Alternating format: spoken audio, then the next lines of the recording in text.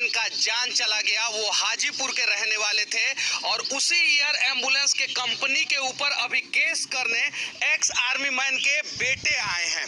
इनके पिताजी का क्रिटिकल कंडीशन था, पहले पारस अस्पताल में एडमिट थे और ज्यादा क्रिटिकल हो गया तो पारस ने उन्हें कह दिया था कि आप पटना एम्स में जाइए वरना दिल्ली एम्स में जाइए। पटना एम्स में चूंकि सैटरडे संडे को ऑपरेशन नहीं होता है जैसा ये लोग बता रहे हैं, इस वजह से उन लोगों ने एयर एम्बुलेंस किया और अपने पिताजी को ये दिल्ली ले जाने का प्रयास कर रहे थे। एयर एम्बुलेंस करने के लिए 5,65,000 रुपया देना था।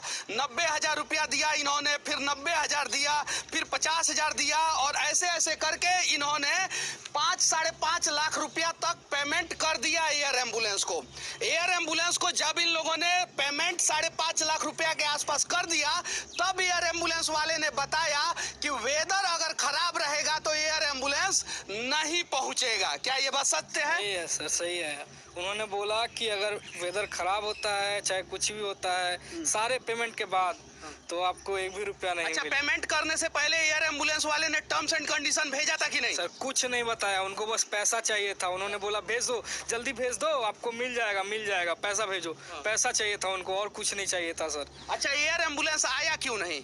वो वेदर का बहाना कर दिया सर, बोल दिया कि वेदर के कारण आपका ये हो गया, डिले हो गया।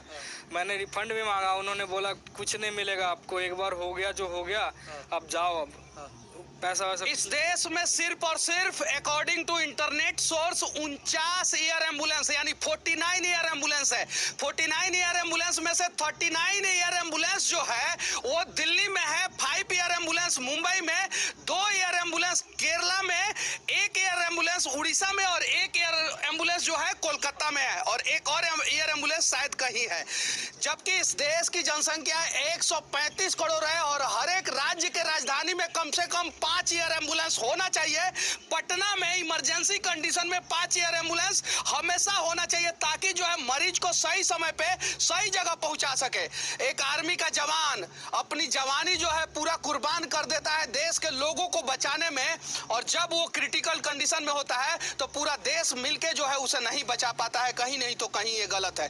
अगर एम्स पटना में उनका ऑपरेशन हो जाता तब वो बचते कि नहीं बचते? जरूर बच जाते सर, लेकिन शनिवार क्या बोला था? वो बोले ये शनिचर और इतवार को ये सब नहीं ऑपरेशन नहीं होता है, सोमवार को 10 बजे के टाइम। जरा सोचिए, एम्स पटना वाले ने जैसा ये बोल रहे हैं, उन्होंने बोला शनिवार और रविवार को ऑपरेशन नहीं होता है, लेकिन नीतीश कुमार जाएंगे तो उनका ऑपरेशन जो है शनिवार हो, रविवार हो, सोमवार हो, मंगलवार हो, कोई नेता विधायक मंत्री जाएगा तो उसका रोज ऑपरेशन करेंगे। उसके बाद से क्या हुआ? जब एम्स ने आप लोगों का ऑपरेशन करने से मना कर दिया तब क्या हुआ? हम लोग एयर एम्बुलेंस का इंतजार कर रहे थे। एयर एम्बुलेंस बोला था जो आ रहा है, उसके बाद आते आते उसने आया भी नहीं और 1:10 में मेरे चाचा का देहांत हो गया सर। 1:10 पे चाचा का देहांत हो गया? जी हाँ। तो ये थाना में आप लोग क्यों आए हैं? थाना में आए सर, एयर एम्बुलेंस वाले के पास हम लोग उसके ऑफिस में गए। उसके ऑफिस में जब बोले हम लोग जो सर मेरे तो चाचा है नहीं और देहांत कर दे रात में, तो हम लोग फ़ोन किया तो आपने बोला जो सुबह आइएगा, तो उनका कल क्रियाक्रम करना था तो कल हम लोग नहीं आ पाए। 26 तारीख को, फिर 27 तारीख को मंडे को जब उसके ऑफिस में गए तो बोलता तुमको जहाँ जाना है जाओ, जो करना है करो, पैसा नहीं मिलेगा, 5% ही हम दे पाएंगे। 5% ही दे पाएंगे? जरा सोचिए, 5% कौन से नियम से वो देंगे? 5,50,000 रुपया के आसपास उनके खाते में जाता है और उसका 5% वो देंगे एयर एम्बुलेंस वाले। और एयर एम्बुलेंस वाले कहीं नहीं तो कहीं ताकतवर होंगे तबे ना हवाई जहाज, वो भी एम्बुलेंस वाला हवाई जहाज चला रहे हैं। वो आम आदमी को क्या समझेंगे? ये है सच्चाई। जबकि उस पर, अच्छा, वो जो आपके चाचा जी जिस बीमारी से ग्रसित थे, उस बीमारी का इलाज बिहार में है कि नहीं है? बिहार में है सर, वो बोले थे है, जो ऑपरेशन अगर हो जाता तो बच जाते मेरे चाचा। जब एम्स में ऑपरेशन हो जाता तो बच जाते सर। जरा सोचिए, इस देश का और खासकर बिहार का आधा से अधिक गरीब व्यक्ति इसलिए मर जाता है क्योंकि उसका इलाज सरकारी अस्पताल में है लेकिन समय पे इलाज नहीं हो पाता है। कितने बजे उनका देहांत हो गया था? 1:10 में। 1:10 पे? जी। अच्छा, आप लोगों का FIR रजिस्टर कर लिया गया है? जी, अभी सर रजिस्टर किए हैं।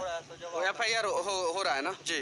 चलिए ठीक है, FIR तो हो रहा है आप लोगों का। अब आप लोग क्या चाहते हैं? सर हम चाहते हैं, इंसाफ चाहते हैं सर। अगर उसके कारण हमारे पिताजी का मृत्यु हो गया तो उसके ऊपर कड़ा से कड़ा सजा दिया जाए, ताकि वो आगे किसी और के साथ छल जो होता है, ये तो एक तरह से छल ही हुआ सर। अगर आपसे पूरा पैसा ले लिए, उसके बाद आपको बताते हैं कि हाँ इसमें ऐसा भी संभावना हो सकता है, तो ये तो छल हुआ ना सरासर सर।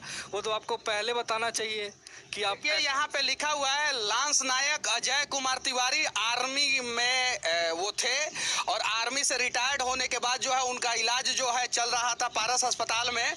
और पारस अस्पताल में जब क्रिटिकल कंडीशन हुआ उनका, तो पारस अस्पताल के कुछ लोगों ने बोला कि इनको बाहर लेके जाइए। जब क्रिटिकल कंडीशन हुआ तो कितने दिन इलाज चला था पारस अस्पताल में? 3 दिन, तीसरे दिन बोला कि वो ले जाओ, उनका सीटी स्कैन आया तीसरे दिन सर।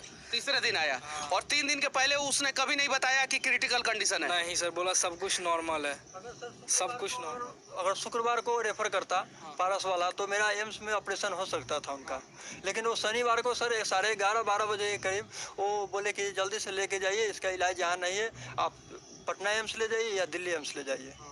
फिर सर हम लोग कहे ठीक है, पेशेंट को छोड़ दीजिए। पारस का कागज दिखाइए तो आप। पारस का, ये पारस का है जी पारस में 3 दिन तक एडमिट रहे। जी, पारस में 3 दिन तक 23 तारीख को उनको। तो आप जब पटना एम्स ले गए तो क्या हुआ?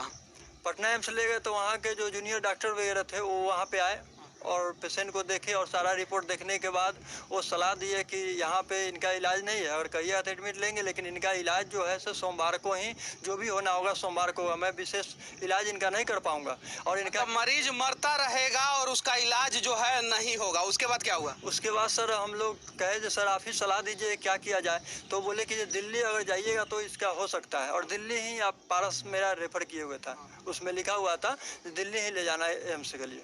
फिर सर हम दिल्ली के लिए जो है सर रवाना के लिए हम सर एयर एम्बुलेंस किए, जो पंचमुखी एयर एम्बुलेंस के नाम से sir RK state building IGMS के अपोजिट में है, उसमें सर उससे सर बुकिंग किए, जो भी पैसा पेमेंट वगैरह दिए। वो बोला कि 9-9:30 बजे तक आपका फ़्लाइट जो है से यहाँ से उड़ जाएगी और आप वहाँ पहुँच जाइएगा, और पेशेंट आपका जो है से बोला 9-9:30 बजे तक फ्लाइट उड़ जाएगा। 9-9:30 बजे तक फ्लाइट अगर यहाँ से उड़ जाता तो 2 घंटे में दिल्ली पहुँच जाता है एयर एम्बुलेंस मैक्सिमम। यानी 11 बजे तक जो है पेशेंट 11:30 बजे तक दिल्ली पहुँच जाते। पेशेंट का देहांत कब हुआ? सर 1:10 में। अगर सर वो अगर निकल जाते हैं यहाँ से 9:30-10 बजे करीब, तो वहाँ सर ब्लड चढ़ने के बाद वो ऑपरेशन हो जाता वहाँ दिल्ली में, और वो बच जाते। लेकिन उसके बाद सर यहाँ पर प्राइमरी ट्रीटमेंट के लिए हम लोग IGMS ले गए थे, एम्स में भी कुछ नहीं हुआ। फिर हम लोग देखे कि एयर एम्बुलेंस जब तक आ रही है तब तक इनका प्राइमरी ट्रीटमेंट के लिए हम लोग IGMS ले गए। IGMS में सर इनका हालत बिगड़ते गया, और ये समय पर समय देते रहा। ये अब आएगा, वेदर इशू हो रहा है, भोपाल में रुका हुआ है, इस तरह का वो मतलब झूठ साच बोलते रहा, जो भी बोला। उसके बाद हम बोले एक काम करो, तुम कैंसिल करो, मैं बाई रोड लेके जाता हूँ और आप पैसा मेरा अकाउंट पे पेड कीजिए। वो बोला कि ठीक है, पैसा तो वापस नहीं होगा, आप बुकिंग कर लीजिए सवेरे का। सर मेरे पास उसके बाद अचानक सर वहाँ से हॉस्पिटल से बुलाया, जल्दी आप आइए। फिर सर हम उधर चले, हम जो आपको अगर एयर एम्बुलेंस